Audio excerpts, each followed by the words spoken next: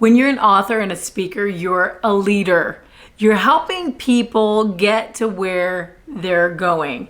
And so leading people requires something of you. It really does. And I'm learning how to be a leader, both of people that I don't see face to face. That's me leading you right now on the other side of the screen.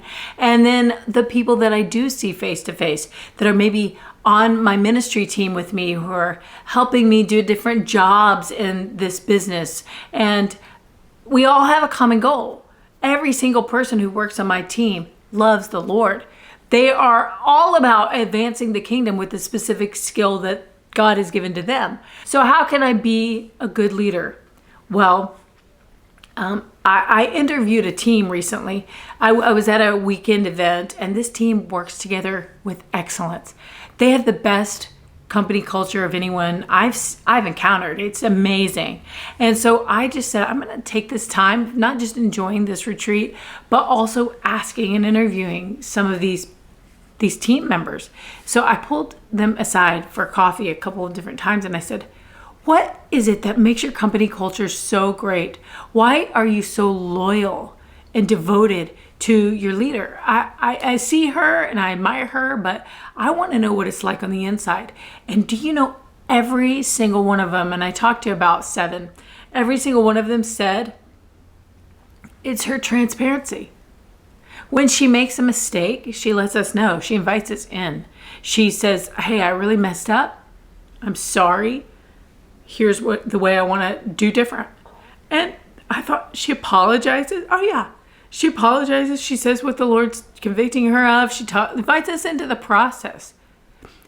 And when every single one of them said that, it was astonishing to me, because I had been thinking, to be a good leader, I got to really just show up with confidence and authority and, show that I know what I'm doing.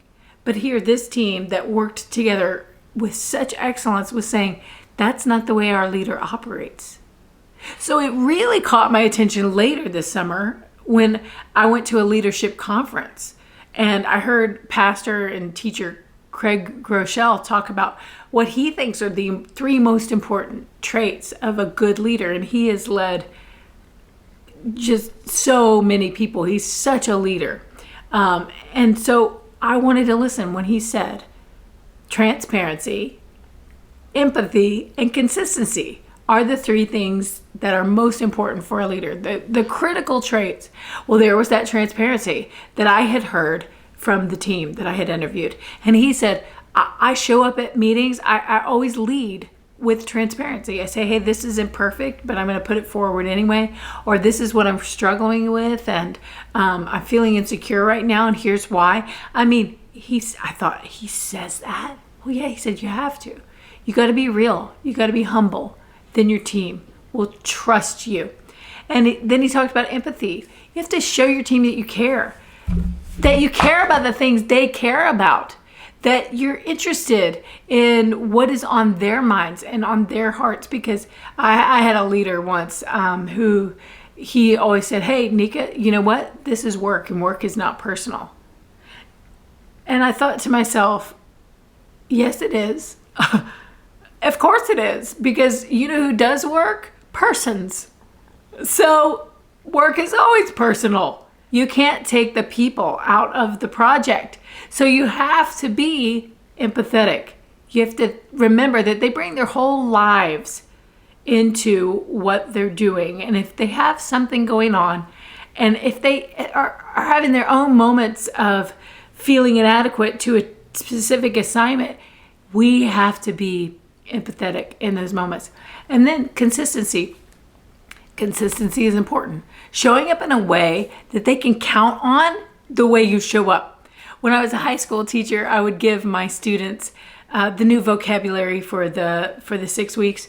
And then I would have us make a list of sentences. We would talk it out and discuss how to use a particular word in a sentence. And I remember one time the word was mercurial, which means someone who has up and down emotions, like the mercury in a thermometer just goes up and down, up and down.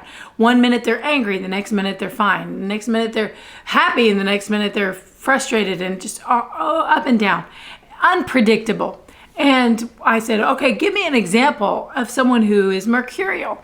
And, I'm thinking they're going to say Hitler or Stalin or somebody from the past who really, traumatized a nation with their mercurial emotions. And do you know what my students said? I mean, almost unanimously, they were like, an example of a mercurial person, you, Miss Maples. I was like, what? I did not expect that at all. But here's what I did.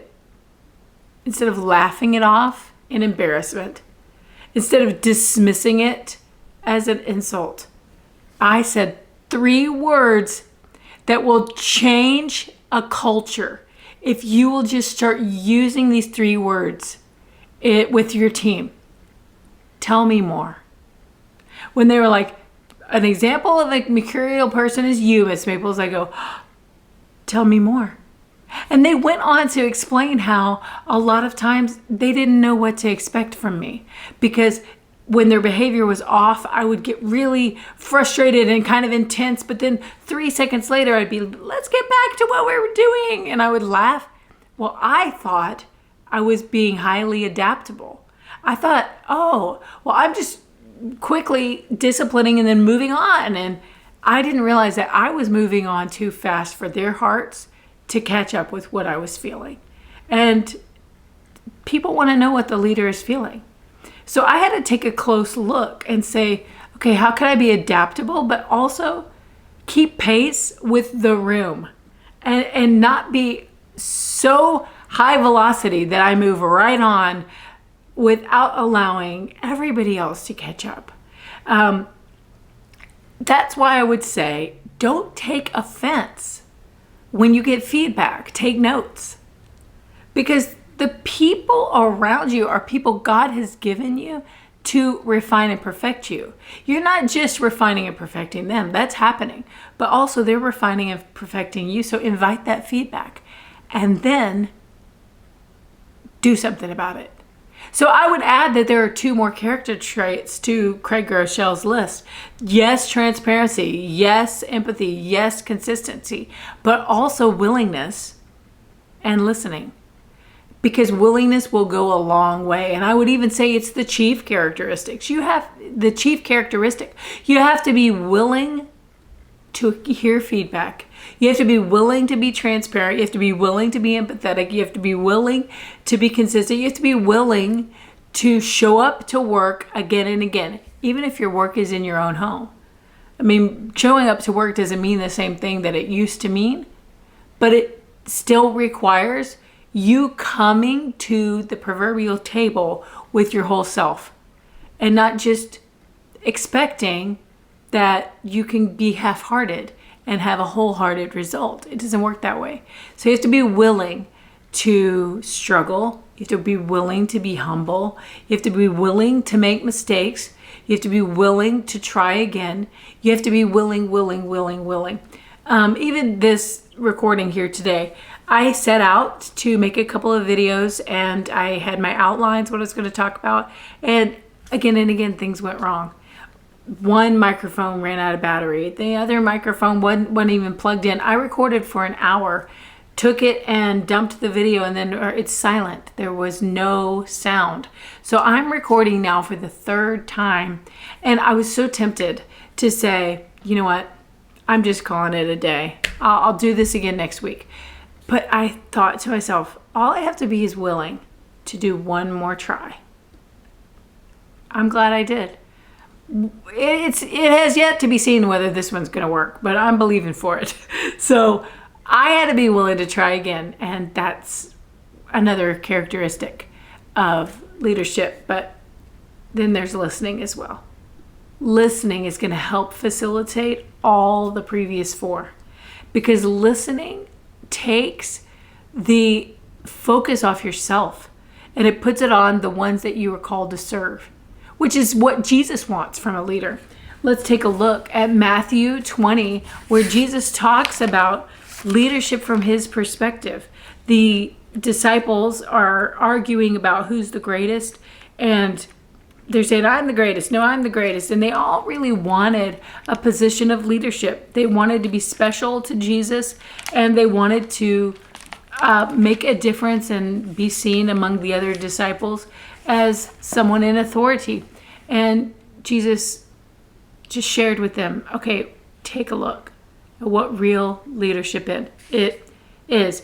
So I'll be reading from Matthew 20:25 through 28. Jesus said, "You know that the rulers of the Gentiles lord it over them, and those who are great exercise authority over them. Yet it shall not be so among you. Whoever desires to become great among you, let him be your servant. And whoever desires to be first among you, let him be your slave. Just as the Son of Man did not come to be served, but to serve, and to give his life as a ransom for many." Listening is the only way that you can truly serve people, because I've made the mistake of thinking I was serving people when I gave them what I thought they wanted. People are not served until you give them what they want. You cannot say you're serving if you give another person what you think they want. It has to be what they want. And then when they feel they have been served, that's when you've served them. And sometimes you just have to keep going and going and going. And Jesus used the word slave here. But you're not really a slave to the other person. You're a slave to him. And we do that from devotion, not because we're forced. Because he's not making a slave of anybody. Where the Spirit of the Lord is, there is freedom. But it's as if you were a slave. As if you wouldn't go anywhere. And the truth is, I wouldn't. I would not go anywhere. I'm not changing my decision to follow Christ. It's not maybe for me. So I might as well be a slave to Christ, because I'm like, this is it. It's not my will. It's his. I have already yielded to him for the rest of my life. So all decisions for today and for the future have already been made. My will is secondary to his. Always. So in that case, that's how I'm using the word slave, is that we decide. It's his definition of leadership, not our own, that takes preeminence. And he said service is the definition of a leader. That's being transparent, being empathetic, being consistent, being willing, and being a listener. All of those traits focus on others, not ourselves. That is the path to success. It's taking the straight route to your knees and praying for the people that you are to serve, so that you can serve them in the way that they desire to be served, from a heart that is for them, that sees and cares and loves them the way that God sees and cares for and loves them. Remember that you have a companion in leadership, and it's Jesus. He knows what it feels like to be rejected by his team. And sometimes that will happen, but you come back anyway. Just like he did, you come back anyway. So I don't care what's gone wrong in your leadership in the past. Let it be resurrected. The Holy Spirit lives in you. He can make you new. And I believe your best days and years as a leader are still to come.